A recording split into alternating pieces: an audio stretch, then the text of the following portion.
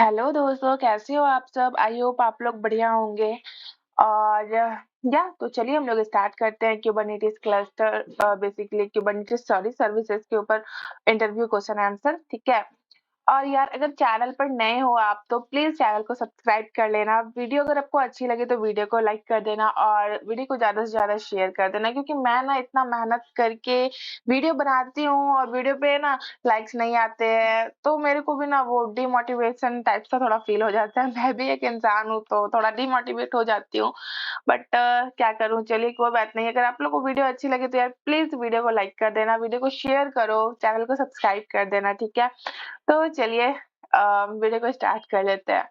तो हमारा first question है, how can you expose a service outside of the Kubernetes cluster securely? कि Kubernetes में एक सर्विस को क्लस्टर के बाहर सिक्योर तौर पर कैसे एक्सपोज करते हैं? So you can use a combination of an ingress controller and a TLS certificate to secure external access. The ingress controller can handle SSL termination and route traffic securely to the appropriate service within the cluster. कहने का मतलब है कि जब आप अपने Kubernetes cluster के बाहर से एक सर्विस को एक्सेसिबल बनाना चाहते हैं तो आप इनग्रेस कंट्रोलर और टीएलएस सर्टिफिकेट का कॉम्बिनेशन इस्तेमाल करते हैं। Ingress controller SSL termination handle करता है जो कि इनक्रिप्टेड, इट मींस कि एसएसएल टीएलएस है ना, ट्रैफिक को डिक्रिप्ट करता है और फिर ये ट्रैफिक क्लस्टर के अंदर के सर्विसेज तक राउट करता है। नेक्स्ट क्वेश्चन है, what happens if a pod associated with a service fails? How does the service handle it? कि अगर कोई सर्विस के साथ एसोसिएटेड पॉड्स फेल हो जाता है तो क्या होता है, सर्विस इसे कैसे हैंडल करता है? तो if a pod associated with a service fails, the service automatically stops routing traffic to that pod and Kubernetes monitor to the health monitors the health of pods and ensure that only healthy pods receive traffic. When a new pod become available, the service starts routing traffic to it. कहने का मतलब है कि जब कोई pod fail हो जाता है तो Kubernetes सर्विस ऑटोमेटिक रूप से उस pod की तरफ ट्रैफिक को बंद कर देता है। जब नया pod अवेलेबल हो जाता है तो सर्विस खुद ही ट्रैफिक को उस तरफ रिडायरेक्ट करना शुरू कर देता है। इस तरह से सर्विस हमेशा हेल्दी pods को सर्व करता रहता है। नेक्स्ट क्वेश्चन है, can you have multiple service point to the same set of ports and if so why would you do that? कि क्या आप एक सेट के सेम पोर्ट को पॉइंट करने वाले मल्टीपल सर्विस रख सकते हैं और अगर हाँ तो ऐसा क्यों करेंगे? So yes, you can have multiple service point to the same set of ports. This is useful when you want to expose different aspects of version of your application separately. For example, you might have one service for regular web traffic and another for admin access to the same pods. ठीक है, कहने का मतलब है कि हाँ, आप एक सेट के सेम पॉड्स को पॉइंट करने वाले मल्टीपल सर्विसेज रख सकते हैं। ऐसा करने से आप अलग-अलग तरीकों से अपने एप्लीकेशंस को एक्सपोज कर सकते हैं, ठीक है। जैसे नॉर्मल वेब ट्रैफिक और एडमिन एक्सेस को अलग सर्विस के थ्रू या अलग सर्विसेज सेम सेट के पॉड्स को पॉइंट करते हैं। नेक्स्ट क्वेश्चन है हमारा कि how does a Kubernetes service handle traffic distribution when there are multiple pods with the same label selector? So when there are multiple pods with the same label selector, a service distributes traffic to them in a round robin fashion. मैंने आपको पिछले video में ही बताया था कि round robin किसे कहते हैं। So it balances the load across all the matching pods to ensure even distribution. कहने का मतलब है कि बेसिकली क्वेश्चन ये कह रहा है आपको कि अ आप जो है Kubernetes सर्विस ट्रैफिक डिस्ट्रीब्यूशन को कैसे हैंडल करते हैं जब सेम लेबल सिलेक्टर का मल्टीपल पॉड्स होता है, ठीक है। तो आप कैसे करोगे, तो बेसिकली जब मल्टीपल पॉड्स एक ही लेबल सिलेक्टर के साथ होते हैं तो सर्विस उन्हें राउंड रॉबिन फैशन में ट्रैफिक डिस्ट्रीब्यूट करता है और हर रिक्वेस्ट को बराबर के हिस्से में डिवाइड करके सारे पॉड्स के बीच इवनली डिस्ट्रीब्यूट करता है, ठीक है। नेक्स्ट क्वेश्चन है हमारा कि what is the purpose of headless service in Kubernetes? Headless service are used when you don't need a stable virtual IP for your service. They allow direct communication with individual pods and are often used for stateful applications. कहने का मतलब है कि headless service Kubernetes में किस काम आता है, ठीक है।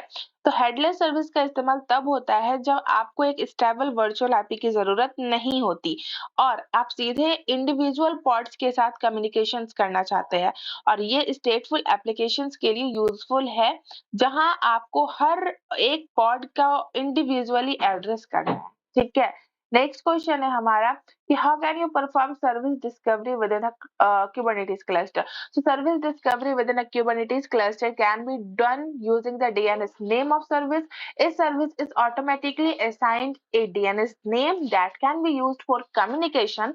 For example, if you have a service named My Service in the My namespace, you can reach it using the DNS name this.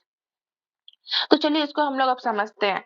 यहाँ पे कहता है कि क्यूबरनेटिस क्लस्टर के अंदर जो है सर्विस डिस्कवरी कैसे होती है। तो क्यूबरनेटिस क्लस्टर के अंदर सर्विस डिस्कवरी डीएनएस नेम के थ्रू होती है। हर सर्विस को एक यूनिक डीएनएस नेम मिलता है जिसे इस्तेमाल करके आप कम्युनिकेशंस कर सकते हैं।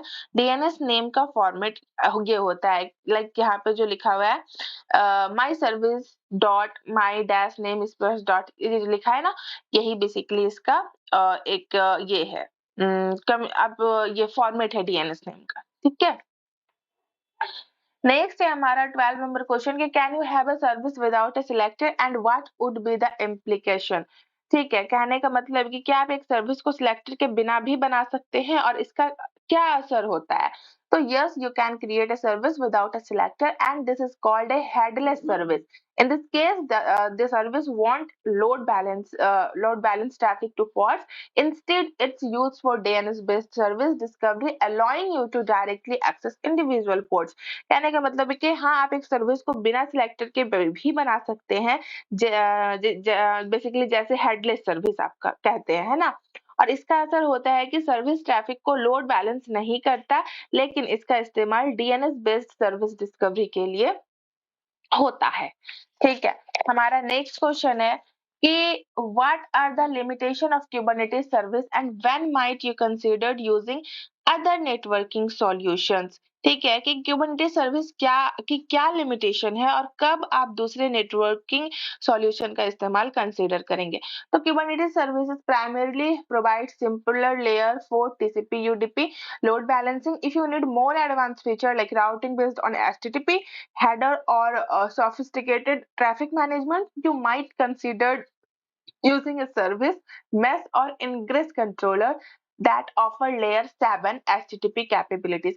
कहने का मतलब ये है कि Kubernetes services for layer 4 TCP UDP level पर लोड बैलेंसिंग प्रोवाइड करता है। अगर आपका लेयर 7 HTTP लेवल पर एडवांस फीचर की जरूरत है, जैसे कि HTTP हेडर्स के बेसिस पर राउटिंग, तो आप सर्विस मेश या इनग्रेस कंट्रोलर का भी इस्तेमाल बेसिकली कंसीडर कर सकते हैं। ठीक है। नेक्स्ट क्वेश्चन है हमारा what is an external link service and in what scenarios would you use it? So an external name service is used to map a Kubernetes service off to an external DNS name. It's useful when you want to provide a stable DNS name for an external resource or service such as a database hosted outside the cluster. कि external name service क्या है और इसे ऐसे scenario में आप इसे क्यों इस्तेमाल करेंगे। ठीक है। तो बेसिकली एक्सटर्नल नेम सर्विस का इस्तेमाल किसी एक्सटर्नल रिसोर्स या सर्विस को एक डीएनएस नेम से मैप करने के लिए होता है और ये तब काम आता है जब आप अपने क्यूबरनेटिस क्लस्टर के बाहर एक स्टेबल डीएनएस नेम प्रोवाइड करना चाहते हैं, जैसे कि किसी एक्सटर्नल डेटाबेस के लिए। Get it? नेक्स्ट क्वेश्चन है हमारा कि how do you configure a service to use a specific port और प्रोटोकॉल फॉर कम्युनिकेशन। बेसिकली ये लास्ट क्वेश्चन है आज के वीडियो का, है ना। So you can specify the port and protocol in the service configurations. For example, you can set the target port field to specify the port on which the ports are listening, and you can use the protocol field to specify whether it's TCP or UDP communication. So this allow you to control how the service communicates. कहने का मतलब है, पहले question हम लोग समझते हैं। Question ये कहता है कि सर्विस को कम्युनिकेशंस के लिए कैसे कॉन्फ़िगर करते हैं, एक स्पेसिफिक पोर्ट या प्रोटोकॉल का इस्तेमाल करते हैं। तो आप सर्विस की कॉन्फ़िगरेशन में पोर्ट और प्रोटोकॉल स्पेसिफ़ाई कर सकते हैं।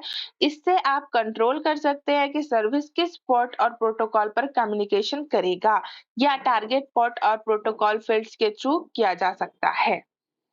आई होप आप लोगों को ये इंटरव्यू क्वेश्चन समझ आई हो, क्लियर हो गई हो। तो वीडियो अगर अच्छी लगी तो वीडियो को लाइक कर देना, चैनल पर नए हो तो चैनल को सब्सक्राइब कर दो और वीडियो को ज़्यादा से ज़्यादा शेयर करो ताकि दूसरे लोगों की भी हेल्प हो जाए। तो चलिए कल फिर मिलते हैं हम लोग एक न्यू टॉपिक के साथ, तब तक के लिए बाय बाय, टेक केयर दोस्तों।